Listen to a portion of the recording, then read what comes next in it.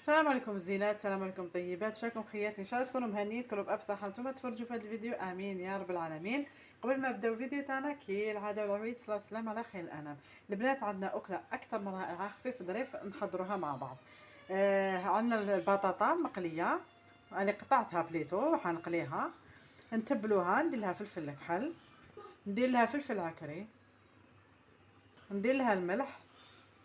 نخلطها مليح البنات، ندير الزيت تسخن نقليها، ومن بعد نكملوا الفيديو تاعنا. ونزيدو الزنجبيل.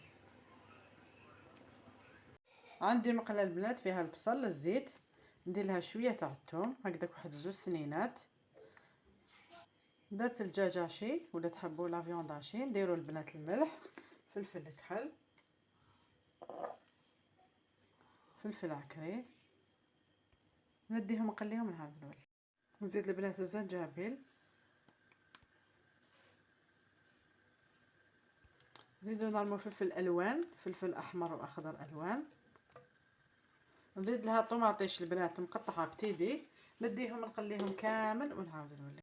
البطاطا تاعي بعد ما درتها في المول تاع الكوشه البنات، نحط اللحم ديالي نستفو كامل فوق البطاطا،